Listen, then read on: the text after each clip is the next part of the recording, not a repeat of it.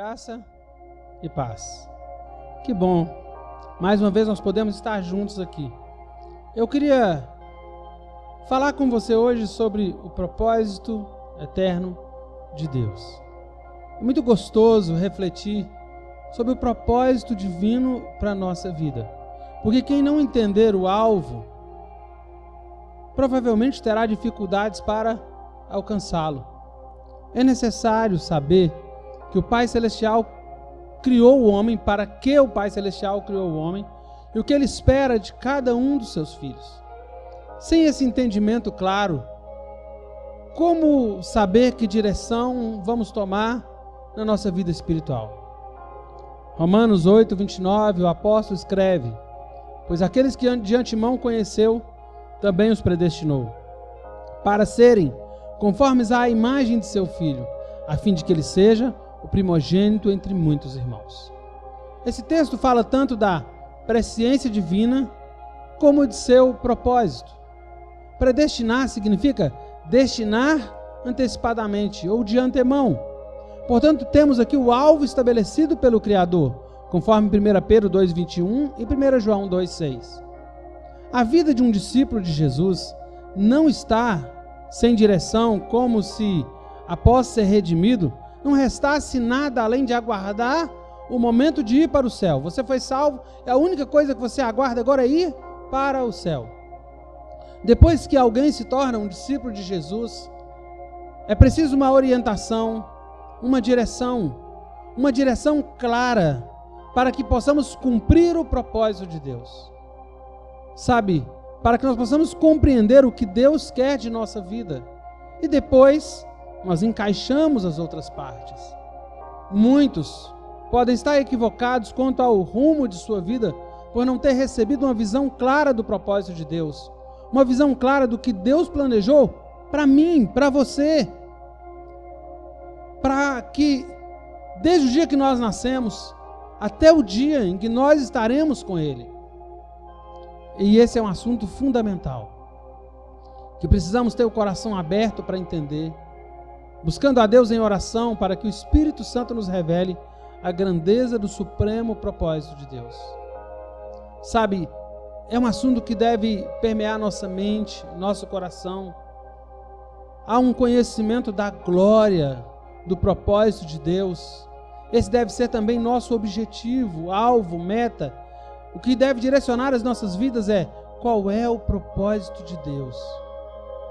Todo na nossa vida, nossa maneira de viver, nosso comportamento, nosso trabalho, esforço, deve ser dirigido por um alvo, pela meta que temos.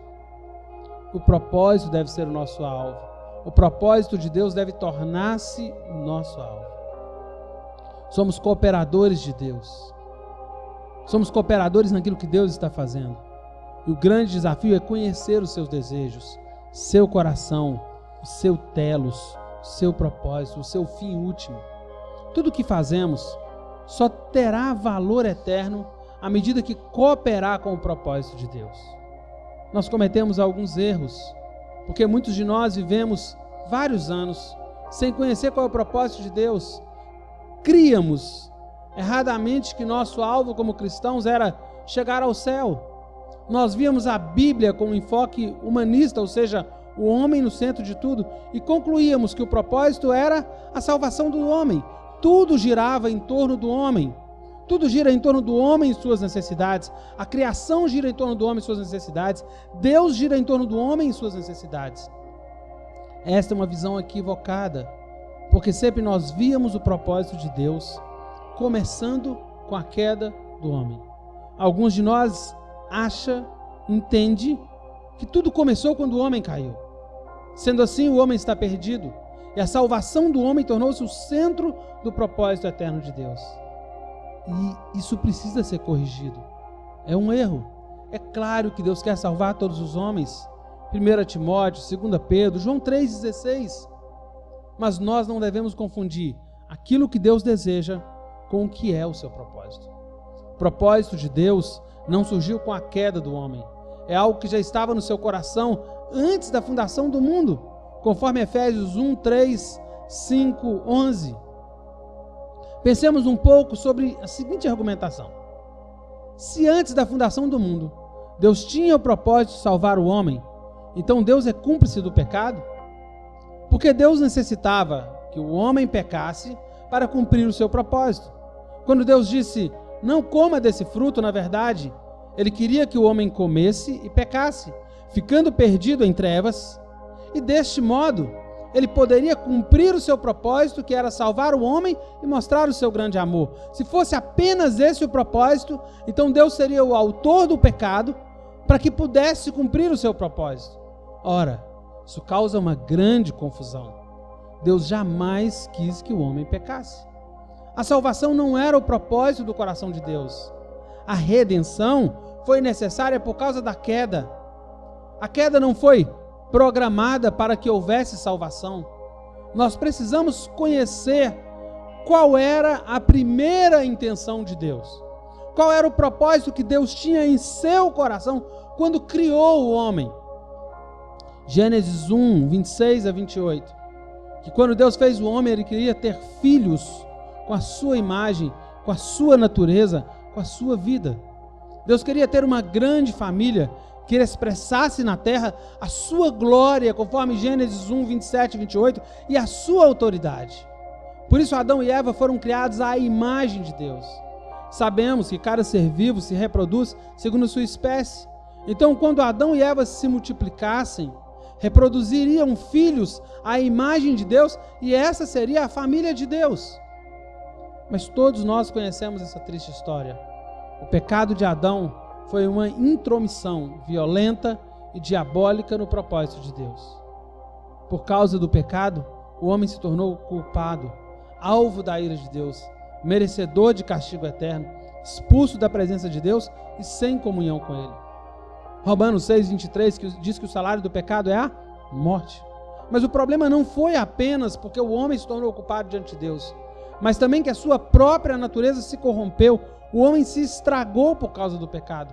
O homem perdeu a vida, perdeu a imagem de Deus, tornou-se uma outra criatura. O homem foi descaracterizado pelo pecado. Não era mais o mesmo homem, era um homem morto para Deus e, portanto, inútil para o seu propósito. E não foi apenas Adão que se tornou inútil.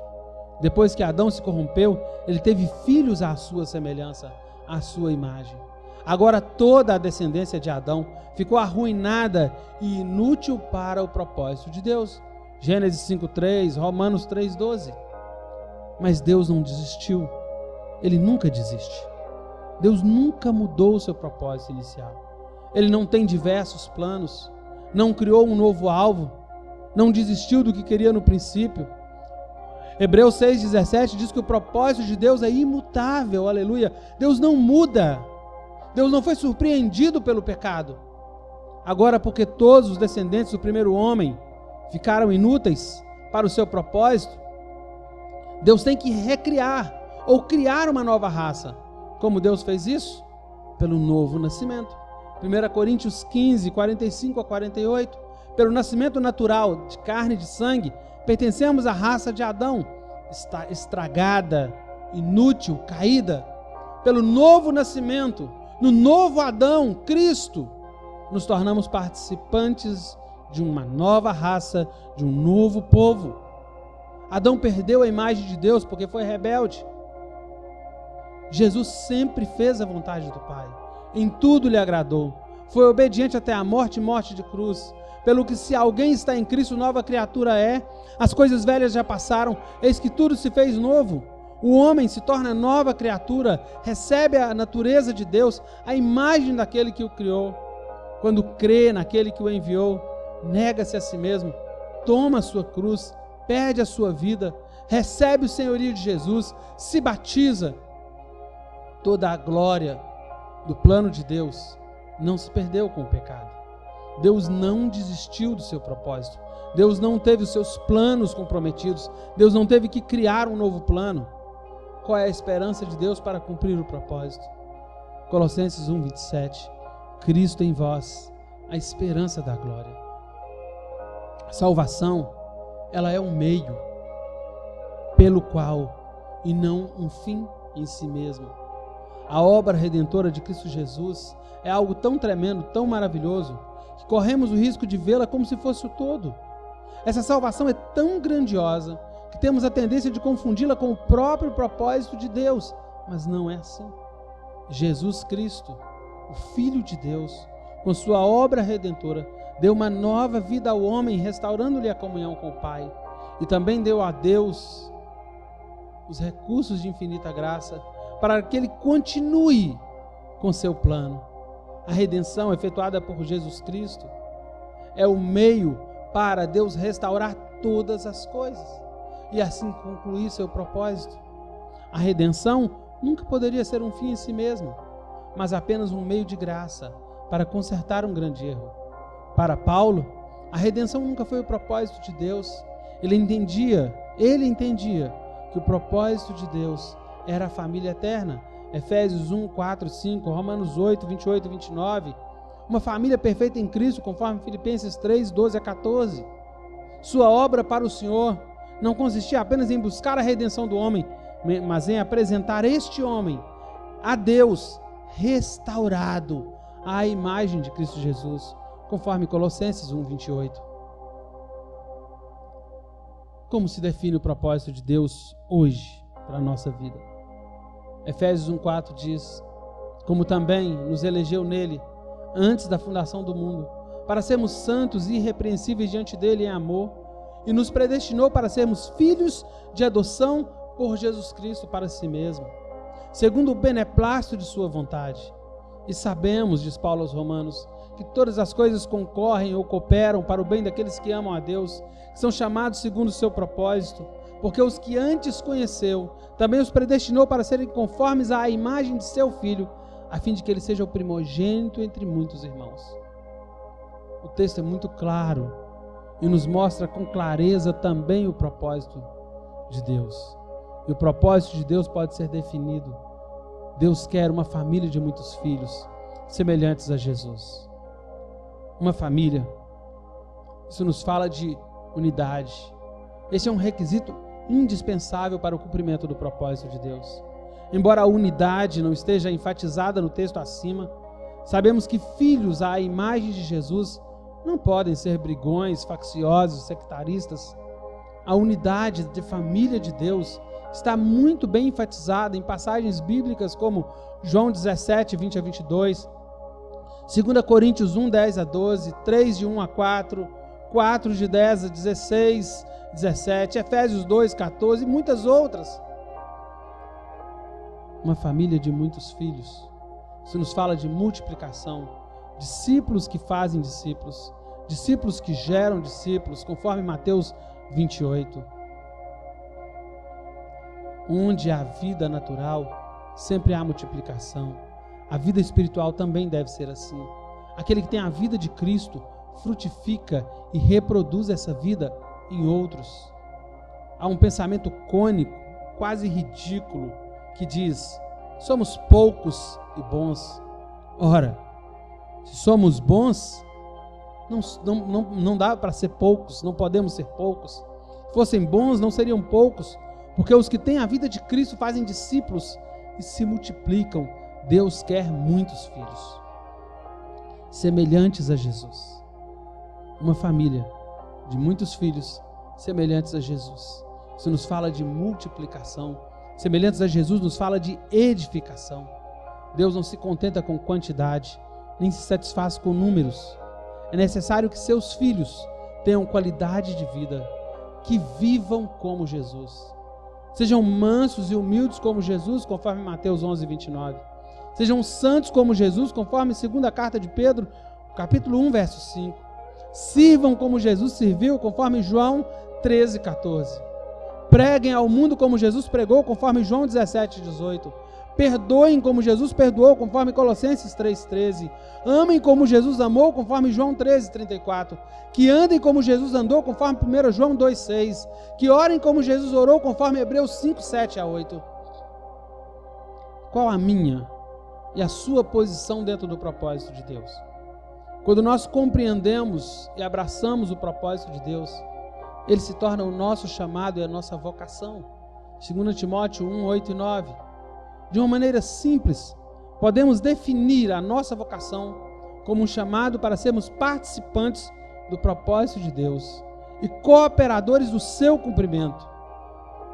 Que Deus nos abençoe, que Deus ilumine os olhos do nosso coração para compreendermos a esperança desse grande chamado de Efésios 1:18, a fim de que o propósito eterno seja para nós muito mais do que apenas uma frase de efeito, pois aquele que entende o propósito de Deus e recebe o propósito de Deus em seu coração, compreende o seu chamado, se torna prisioneiro dessa vocação, conforme Paulo fala aos Filipenses.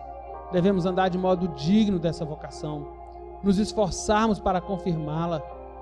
Portanto, Paulo diz a Timóteo: não te envergonhes do nosso testemunho, do testemunho de nosso Senhor, nem de mim, que sou seu prisioneiro.